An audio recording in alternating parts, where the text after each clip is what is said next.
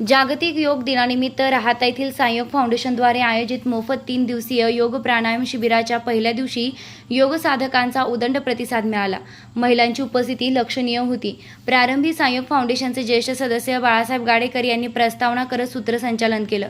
राहाता पंचायत समितीचे गटविकास अधिकारी जालिंदर पठारे, डॉक्टर पी.जी. गुंजाळ, योगगुरू सुरेश भिंगारदिवे, राष्ट्रपती पदक प्राप्त सर्जेराव मते, शारदा संकुलाचे प्राचार्य प्रमोद तोरणे, अरुण मोकळ, बालरोग तज्ज्ञ डॉक्टर गोकुळ शिंदे, डॉक्टर अंजली पानगव्हाणे, सुष्मिता चव्हाण आदी मान्यवरांच्या हस्ते श्री साईनाथ महाराजांच्या प्रतिमेला हार घालून दीपप्रज्वलन करण्यात आलं. योग गुरु सुरेश भिंगारदिवे यांनी शास्त्रशुद्ध व सोप्या पद्धतीनं योगासने व प्राणायाम घेऊन सर्व योग साधकांना मंत्रमुग्ध केलं. शिबिर यशस्वी करण्यासाठी सायोग फाउंडेशनचे सर्व सदस्य परिश्रम घेत आहेत. पहिल्या दिवसाच्या समाप्तीला अध्यक्ष डॉक्टर बापूसाहेब पानगव्हाणे यांनी महिलांच्या सक्षमीकरणासाठी योग हे या वर्षीचे जागतिक योग दिनाचं ध्येय असल्याचं नमूद करत महिलांसाठी योग व प्राणायामाचं महत्त्व सांगितलं. शेवटी सर्वांचे आभार मानत पुढील 2 दिवस आपल्या अधिक सहकाऱ्यांना सोबत आणून जास्तीत जास्त फायदा घेण्याचं आवाहन केलं आहे. मान पाठ कमर एका मात्र सरळ रेषेत आहे, परंतु कुठलाही ताण जाणून घेऊ नका. आतून शरीर शिथिल असू द्या, आरामदायक स्थितीत असू द्या. हातांनी पायांचे अंगठेच पकडले पाहिजे असा दंडक नाही. हात अगदी आपल्या मांडीवर ठेवले तरी चालेल. टाचांपासून मानेपर्यंत शरीराच्या पाठीमागील बाजूने आपल्याला चांगली वाटेल एवढी ताण निर्मिती करा. आसनात स्पर्धा नाही. अगदी अलगदपणे पाठीमागच्या बाजूने ताण निर्माण करा. कपाळ शक्य आहे तितकेच गुडघ्याच्या दिशेने न्या. गुडघ्याला टेकणे अपेक्षित नाही.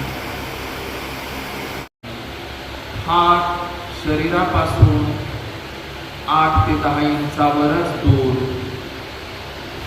बोटे अर्धवट मिटलेली. मान सोयीस्कर उजवीकडे किंवा डावी.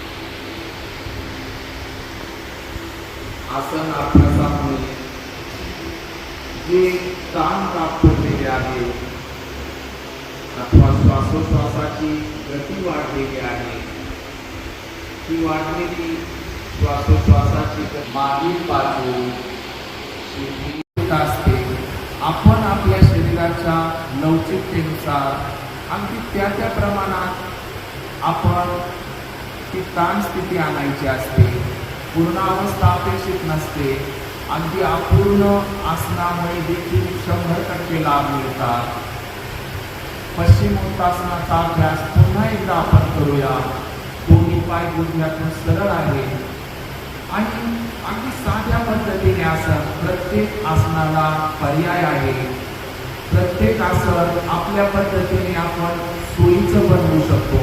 फक्त हात आपण आपल्या पेंढ्यांवर ठेवूया आणि मान पाठ कमर सरळ आहे. हात आपल्या पेंढ्यांवर अथवा गुडघ्यांवर ठेवूया आणि अगदी माफक प्रमाणात सावधानतेने कपाळ फक्त गुडघ्यांच्या दिशेने न्यायचं आहे. गुडघ्यापर्यंत जाणे अपेक्षित नाही आणि या स्थितीत